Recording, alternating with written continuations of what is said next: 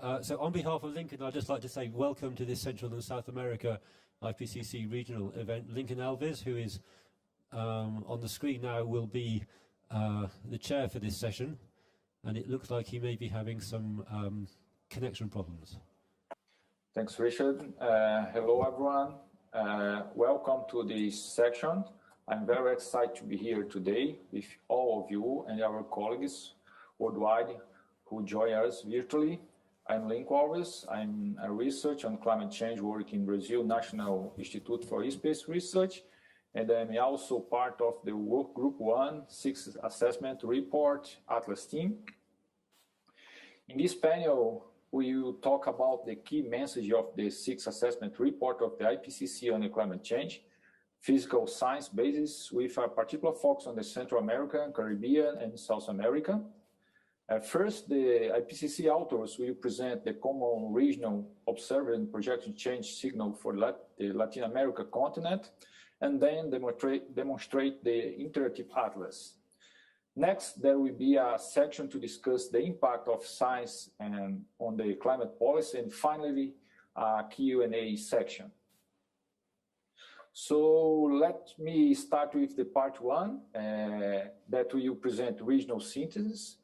So for this, we have IPCC authors from the regional, Dr. Paola Aires and Daniel Martinez Castro, Daniel Ruiz Carrasco, and Jorge Banho.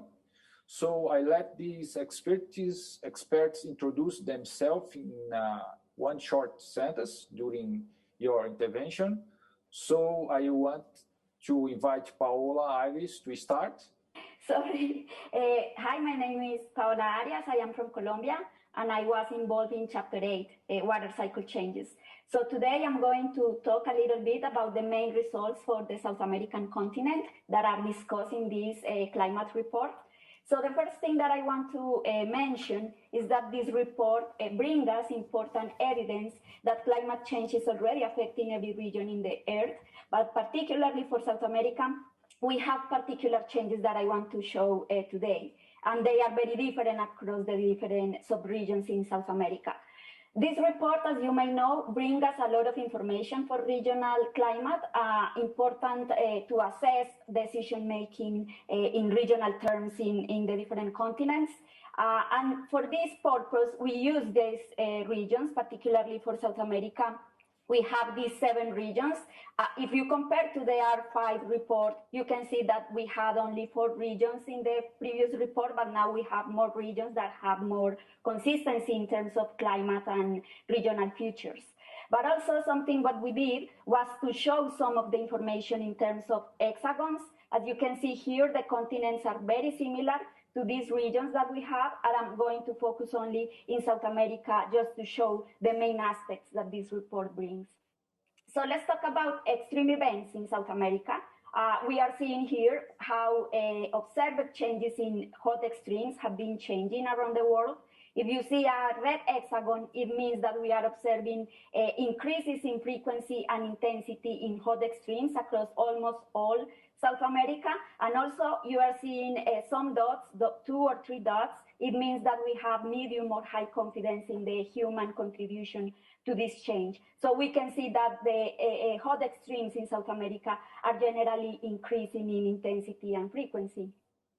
But when we go to the extremes in precipitation, this is heavy precipitation that is related to extremes in maximum precipitation. You can see that there is only one hexagon representing southeastern South America. This is more like Argentina, Uruguay region, where we have a green color. It means that we have medium to high confidence in the increase in heavy precipitation here.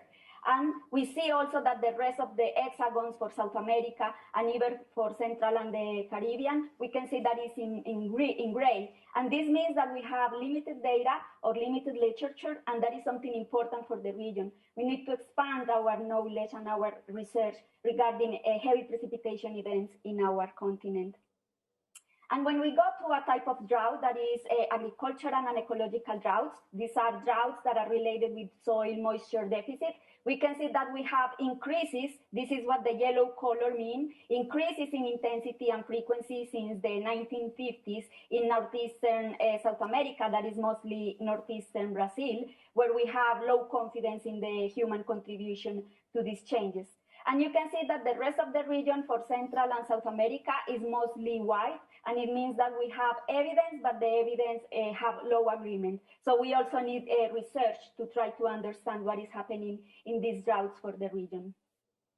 And then I'm going briefly to talk a little bit about these climatic impact drivers. Daniel Ruiz will talk as much more about it, but I just wanted to show some projections, observed changes and projections in the region for some indices that are related to heat and cold conditions, rain and drought, snow and ice, wind conditions, and also coastal and oceanic conditions.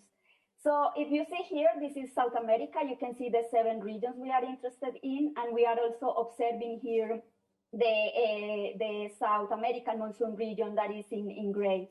And we are observing in the different panels, for instance, here, you are seeing all the heat and cold extremes or indices for the region. If you see purple colors, it means that we have a medium to high confidence in projected increases during the 21st century. And also when you see the upward arrow, it means that we have a confidence in increases in observations. So we can see that overall the region, the 7 regions in South America, we can observe changes in the recent past, increases in mean earth temperature and extreme heat, but also projections that shows increases in these extremes, but also decreases in cold spell extremes.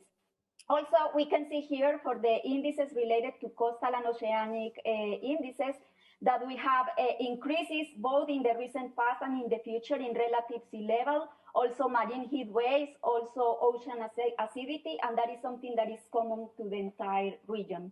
And when we go to cryosphere indices, which are important in these regions over the Andes, we can see projected decreases in snow, glacier, and ice cover, but also decreases in permafrost, especially for the southern part of the Andes. But when we go to the wet and dry streams that are more related to the water cycle, we can see different features. For instance, we observed increases in the recent past of mean precipitation, but also heavy precipitation over the southeastern South America. We see also observed decreases in mean precipitation and increases in agricultural drought and ecological drought over the northeastern South America in recent past. But when we go to the future, we can see that the increases in mean precipitation are observed not only in southeastern South America, but also in northwestern South America. We see that the decreases in mean precipitation are located over the northeastern region, but also now over the southwestern South America. And we can see also with medium confidence projected increases over northern South America. So we can see different features regarding the extremes and mean precipitation. But when we go to these indices that are related to agriculture and ecological drought and also fire weather, you can see that for the future, we have projections with medium or high confidence of increases in these indices. It means drier conditions over most of the regions in South America. So that is something important that we need to highlight.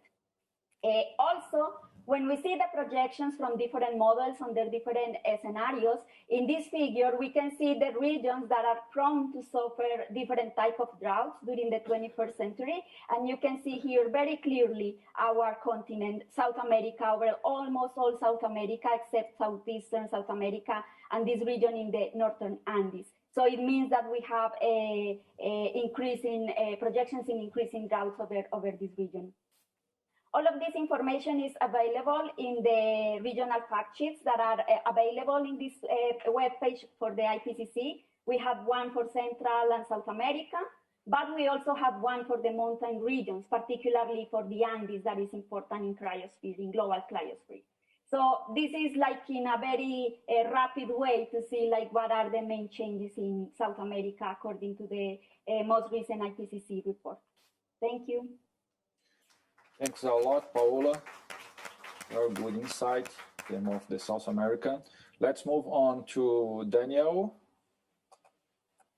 Daniel, over to you. Hi, how are you? Well, let me start by saying that I'm going to share my screen in a few minutes, but I wanted to introduce myself first. My name is Daniel Ruiz Carrascal. I'm an associate research scientist at the Department of Ecology, Evolution, and Environmental Biology at Columbia University in the city of New York. And I do my research in close collaboration with the International Research Institute for Climate and Society. I participated in Chapter 12 of the assessment report, and I contributed to Chapter 11 and to the regional fact sheets, specifically the ones on Central and South America and mountain environments. So let me share my screen with all of you so you can see my own presentation. Again, I don't know if you can see it right now. There you go. So yes. This is great. So I'm gonna stop. Hold on one second. There you go. So again, the idea is to give you a brief idea of how we came up with the idea of proposing this set of climatic impact drivers that Paola just mentioned. So you can check this information in a specific detail in the Chapter 12 that is available on the IPCC website that Paola mentioned a few minutes ago. So the idea is to give you some sort of what we have in mind for this specific region, Central and South America, and then try to give you a global perspective of all the different changes that we saw in the CIDs that we included in our chapter.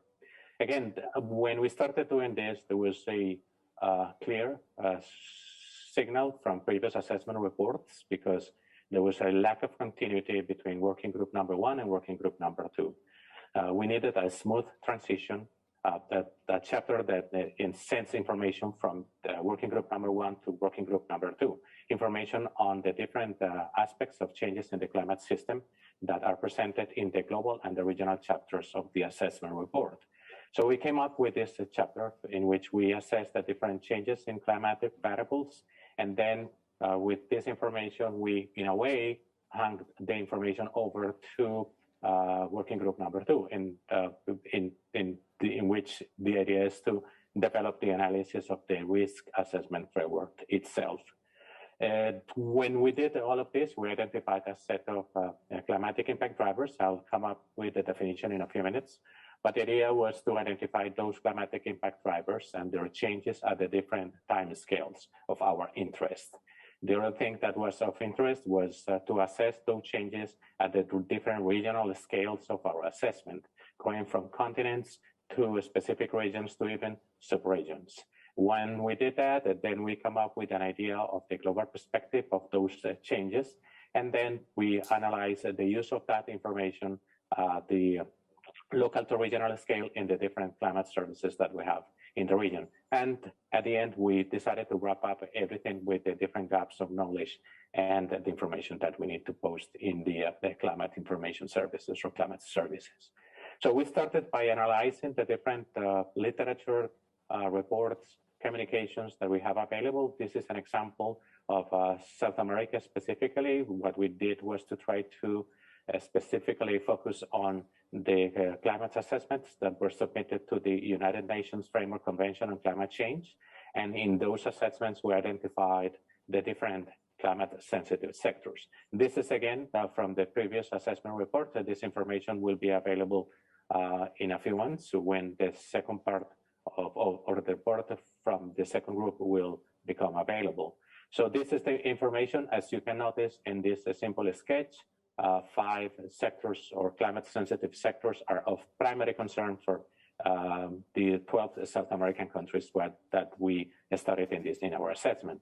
They include water supply, coastal areas, agriculture, biodiversity, and human health, which are highlighted with the black solid lines in this specific sketch. So the idea was to identify which are the climatic conditions that drive impacts in those specific climate sectors. We repeated this analysis for many different regions of the world, and then we had the idea of combining all the different CIDs with the information that is going to be presented in the assessment report of the working group number 2. Specifically, the idea was to identify the key variables driving those impacts in the different sectors of interest in the working group number 2. Also identify the different thresholds. If we cross, or the climate variables cross those thresholds, then you get a significant increase in the likelihood of having impacts in the different sectors of interest, and of course, in the different assets and valuables that these sectors of interest have. This is an example for one of the sectors of interest. This is just human health. It's just a sketch in which we try to present the different impacts of climate variability, climate change, and climate extremes on human health. As you can see in the sketch, they are organized into different components or categories. The first group of impacts are those that are direct impacts. They are driven by specifically changes in thermal stress, but we also have secondary impacts or cascading impacts, physically mediated indirect impacts, and ecologically mediated impacts, as you can see in the sketch. So let me focus on a couple of them. I'm going to try to focus on specifically thermal stress that, as you can see in the screen, can lead to changes in the morbidity and mortality profiles of many illnesses, such as cardiovascular and cardiopulmonary affections in the illnesses in the populations at risk.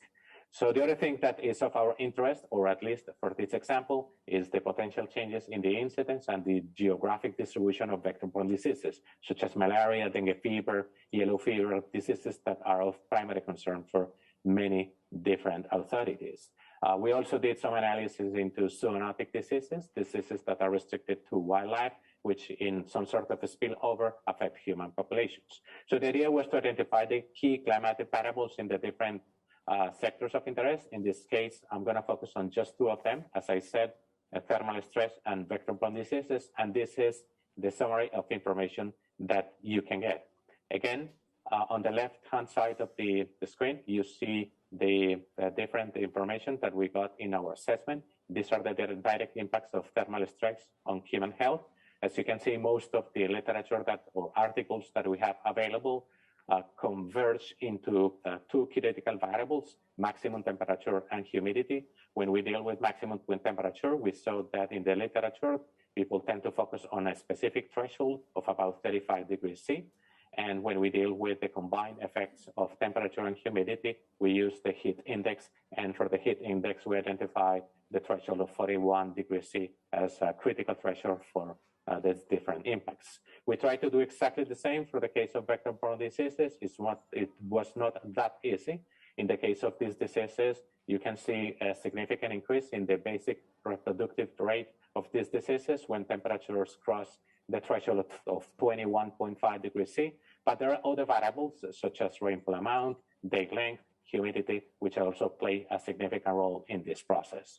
So with all these multiple analysis, again, multi-sectoral, multi-regional, and multi-variable analysis, we came up with a list of climatic impact drivers of impacts in our climate-sensitive sectors, or impact or drivers that affect directly the elements of our society and our ecosystems.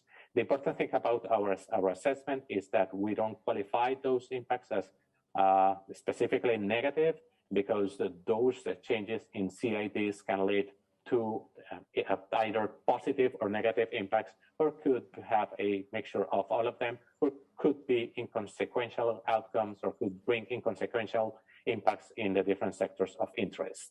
We organized those different CIDs into the categories that you see on the slide, and each of these categories has a long list of each of these types, has a long list of categories that you can see in this specific slide that was highlighted by Paola a few minutes ago. This is important because we know that these multiple climatic impact drivers could have important changes in all the regions of the world. So it's not restricted to specific regions, it's affecting many different inhabited regions of our planet and many different ocean basins, as you can imagine.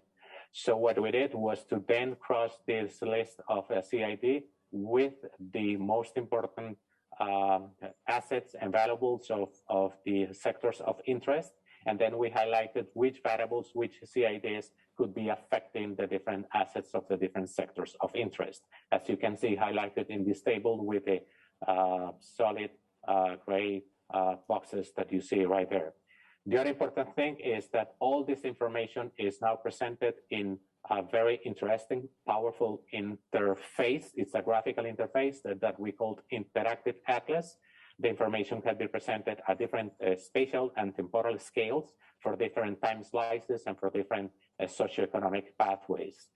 This is the example for the two indices of interest for thermal stress in the top panels of the figure of the screen, and for a humidity index or heat index at the very bottom.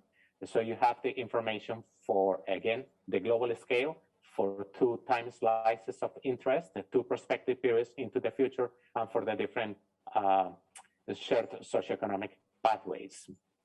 The important information is that all these projected changes in selected climatic impact drivers should be informing many decision-making processes at the scale that decision-making is taking place in the different regions of our planet. This is the example of two of the CIDs that were not mentioned by Paola. On the left, you have changes in the return, the 100-year return period, extreme discharge events in watersheds in our continent for the RCP 8.5 and by mid of this century. And on the right-hand side, you have changes in the shoreline position by the end of this century for the RCP 8.5. So all this information is synthesized in a very simple way. We present the information using icons, using graphical displays, and this information can be visited and revisited anytime you want in the information that we have available. In this case, as you can see, we highlight the most important changes in CID for the different regions and subregions of Central and South America. And with all of this, we just want to invite you to be part of these initiatives, to try to check the information that we have in the IPCC assessment report. Even the full report is easily digestible, and you can check the regional assessments, the regional fact sheets, and of course, the information that we have available in the different profiles, media, public profiles that you have available on this screen. Thank you very much, and I'll stop sharing my screen. Good morning, everyone. Then I will give you a short summary about the regional climate state in Central America and the Caribbean, and particularly the projections from the sixth assessment. Okay, this is our domain with the three regions defining the Central America, the Central American sub-region. I will focus in the Southern Central America and Caribbean regions, as Mexico is treated by the North American group more. Anyway, I will begin by showing the common changes in the region. Okay, we have here the average temperature and extreme high temperature are projected to continue to increase in the region. This will be similar to the global mean change in Central America, but less than the global mean in the Caribbean. It means that in the Caribbean, we will have a little less increase in global change than in the rest of the world. And we have also that the relative sea level rise is projected to increase along most coasts in the region, in the two sub-regions, and marine heat waves and oceans acidification will increase further with 1.5 degrees Celsius of global warming with high confidence, and with large increases are at 2 degrees Celsius and higher or higher. On the other hand, tropical cyclones are projected to become more extreme, but less frequent, and this is only of medium confidence. The annual and summer precipitation are likely to decrease in both sub-regions, but with large uncertainties regarding amounts and with spatial dependence inside the subregions. Observed increase in droughts will continue in the future. Then as we see, we have the common changes in the region are characterized mainly by increasing in temperature, like everywhere else in the world, but with more increase in Central America as itself. We will have less precipitation in general, and drought also. The drought will be caused not only because of less precipitation, but also because of high temperature and evaporation increase. Then I will show the distribution of these projections in all our region. For example, I will use the global warming levels for differentiating the different situations. For example, when we will reach 1.5 warming level, then in the dry season in the region, this will be the distribution of the increase of temperature. As we see in the land region, in the land we will have more increase of temperature than more intense warming than in the ocean. So we see here, for example, when we will have 1.5 degrees of global warming, then in the Caribbean we will have a little less in the Caribbean, and the same increase in the continental region. In the wet season is a little more increase, and this is the annual. No more, as you see, it's not very different from the world. With 2 degrees Celsius, we have more increase of temperature, more warming, and in the case of 4 degrees, we will have this a great increase, greater than 4 degrees in the continent, and little less in the Caribbean too. We see these 2 levels, each level of global warming level corresponds to a different time in the different scenarios.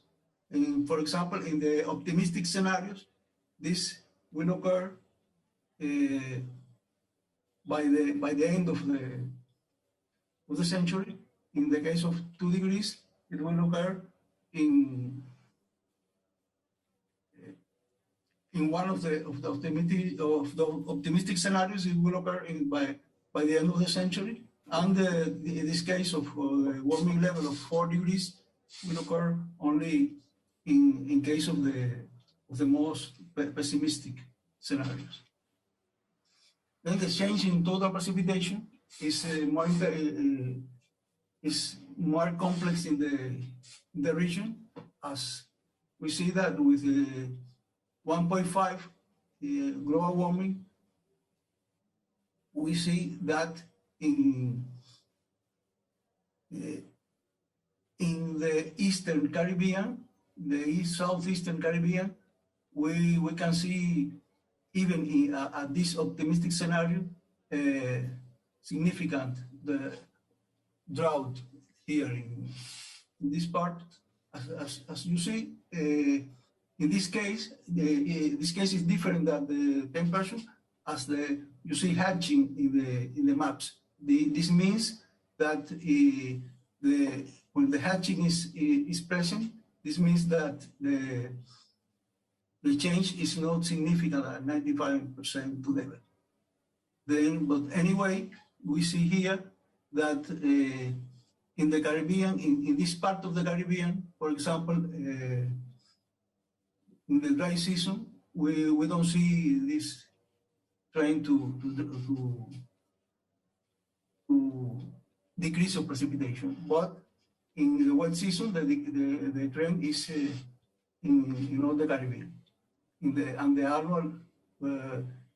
annual case, we see that the trend is also concentrated in this part of the Caribbean and this southern part of South Central America also. When with 2 degrees, the effect is more intense in general, but the trend is the same. And as we see, we have with 2 degrees, the decreasing precipitation trend is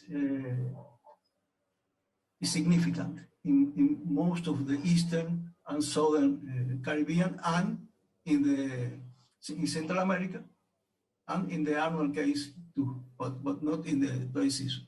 And with 4 degrees, that is the worst scenario will occur at the end of the century.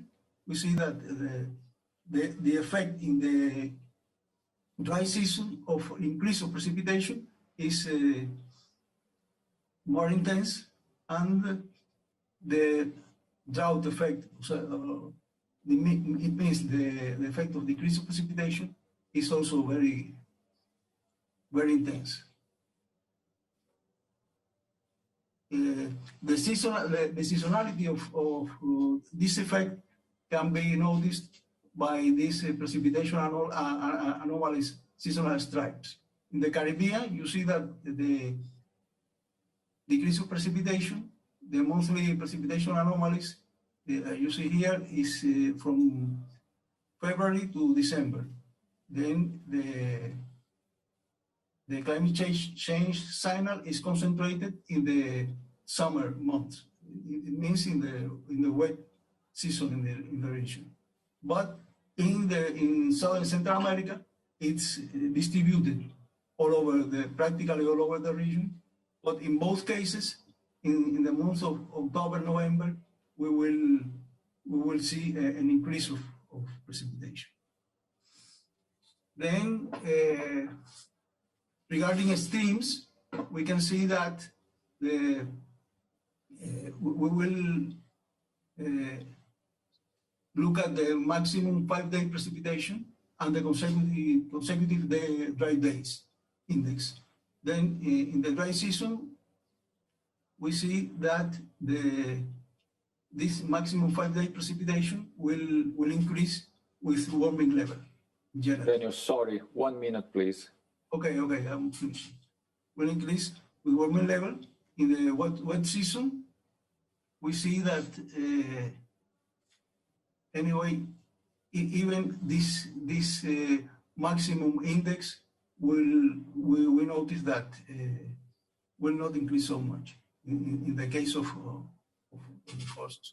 Then the consecutive dry days will increase proportionally to the warming level. Will be practically catastrophic here in this in the southeastern Caribbean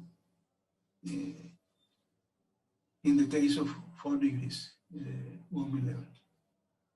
Then thank you very much for your Thanks a lot, Daniel. Sorry to interrupt you, but we are run later. So I immediately move to Jorge to present and demonstrate the interactive atlas. Jorge, over to you. Okay, so let me introduce myself. My name is Jorge. I participated as a contributing author in the IPCC. I work at the Institute of Physics of Cantabria, and together with the company Predictive Intelligent Solutions, we have developed the Interactive Atlas, which is a novel product of the IPCC. This is the landing page of the Interactive Atlas, and you can observe here its 3 main components: regional information, regional synthesis, documentation, these 3 components. This Web 2, basically, all the figures and regional statements that you have observed in the previous talks can be easily displayed and accessed through the Interactive Atlas. In particular, the spatial maps and time series can be accessed through the regional information component, while the regional statements, which measures that confidence statements about certain climate impact drivers, can be easily accessed to the regional synthesis component of the interactive atlas. Therefore, it was meant to support the assessment done in the chapters, in the technical summary, and in the support for policymakers. You can find it in the link at the bottom right of the slide. And it has a focus on regional changes. It builds on the Working Group 1 reference regions defined, which consists of 46 land and 12 open ocean regions. But you can also find information as a function of different regional areas, such as monsoons, small islands, or major river basins. So, as I mentioned, it has two main basic components, the regional information and the regional synthesis. The first one provides different maps, time series, and other visuals to display climate information, with the last one, the regional synthesis, provide confidence statements about certain climate impact drivers, which, as other speakers have told in previous talks, are categorized in based on different criteria. I'm going to explain the first one, the regional information component. So here you can display different variables. You have different atmospheric, oceanic, or other variables, for instance, the annual maximum temperature. And you can display this information for different global and regional climate simulations, but you can also display information for different observational datasets across the entire world. It has two different interfaces, a simple one, which is intended to be used by media, teaching. And here you can display information for the variables based on different global warming levels in the form of spatial maps, time series, but also tabular information. You have a more sophisticated advanced interface, which is meant to be used by scientists and practitioners, and that, in addition to the global warming levels, it permits you to display these climate variables as a function of different emission scenarios for different periods and relative to different baselines. The second component, the regional synthesis, explores these confidence statements of different climate impact drivers. Here, at the bottom left of your figure, you have a spatial map that can be obtained with the interactive atlas for the fire weather. The different tones of purple measures the different degrees of confidence that we may have in the changes of this climate impact driver. But we have here the full list that can be displayed in the interactive atlas. Okay, so now this was a brief overview of in what consists the components. Now let's dive a little bit through the interactive tool. We start with the regional synthesis, and this is a typical view that you can obtain if we click here in the regional synthesis component of the landing page of the interactive atlas. If you click there, you can obtain this type of view. So on the left, you would observe three different tabs on the top: the map, regions, and combinations. So in this particular case, we are in the map view, and here we can choose different climate impact drivers. You see here the full list. And in this case, we have chosen the fire weather, so we can observe the different degrees of confidence for projections, in this case, of this climate impact driver. But we can also observe the spatial representation of this climate impact driver for the past trends, not only for the future projections. Instead of showing this information based on a global map, we can select a given region of the world. We have here on the left all available regions defined in the Working Group 1. And on the right, you obtain this tabular information for the full list of the climate impact drivers. For example, in green, you have for North Africa, but you could select any Central or South America domain. You have obtained these different climate impact drivers and their confidence statements. Finally, the third view of the regional synthesis is the combinations screen. And here in this screen, you obtain hexagons which measure the climate impact driver. Again, here we have indicated the fire weather, but the novelty of this view is that we can incorporate in a single map more than one climate impact driver. For example, here, we do not only show the fire weather, but we have also included the mean air temperature. And we can move up to 6 climate impact drivers in total. So we go back again to the landing page of the interactive atlas, and here we're going to click on the region information tab, and we obtain this default view. So here in this default view, we can customize our selection based on different datasets, variables, scenarios, and seasons, for instance. So in particular, if we click here on your left, we will display this global map based on the different working group 1 reference regions, but also there are other selections you can choose between monsoons or small islands or river basins, for example. So here are all the available datasets that can be selected from the Interactive Atlas.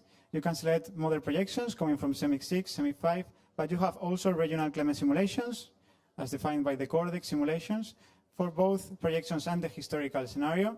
And you have also a list of observational datasets, and also includes some paleoclimate simulations. Here you have the full variable list, the full variable selection that can be selected from this interface. We have different values from temperature, precipitation, ocean variables as well. And here for the scenario, we can select among the different emission scenarios, different warming levels, different periods, different baselines. We can compute the anomalies with respect to a baseline period, or we can just output the value for a given projection in the far future, for example. And finally, the last tab would permit you to customize your season, so the global map in this case would change based on your selection. If we click in a particular region, in this case we have selected the Mediterranean defined region, we can obtain particular regional information based on different ways to display this information. In this particular case, we are showing the time series up to the 2100 year for the mean temperature for a warming level of 2 degrees. But we can also display regional information for the Mediterranean for the annual cycle. Also, we can obtain a table summary, which indicates different values for different warming levels, for instance. And finally, we can obtain very easily the seasonal stripes for this region. I insist, this is not exclusive for the Mediterranean. You can select any region around the world, and you can obtain this type of information. In particular, for these seasonal stripes, what we observe is the seasonal projection along the 21st century, and we clearly observe a warming toward the end of the century, especially for the summer months.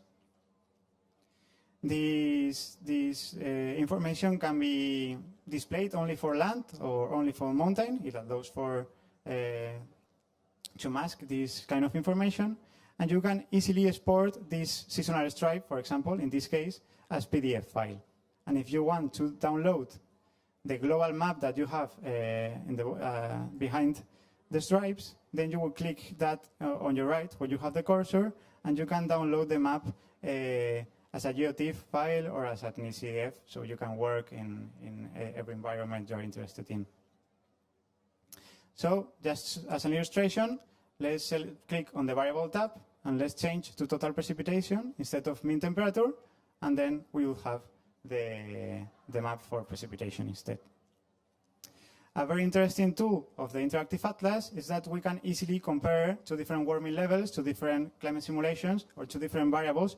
If we click there on your right in the tab which says duplicate map. By this way, we obtain two different maps on your left and your right. In this case, we have the same variable and same everything, but we can change one of them. For example, in this case, we have changed the one on the right, and we have selected the Cordex simulations for South America. So this way, you can very easily compare the projections, in this case, for total precipitation for a 2-degree warming level based on the CSIC-6 simulations and on the Cordex simulations. But you cannot also compare different global and regional climate simulations, but you can also compare what would happen under different warming levels. So in this case, we click on that tab, and we select the warming of 4 degrees, and we can easily observe how, for the CSIC-6 simulation, how the world would be affected based on a warming level of 2 degrees and on a warming level of 4 degrees. We can click there to go back to the single map view.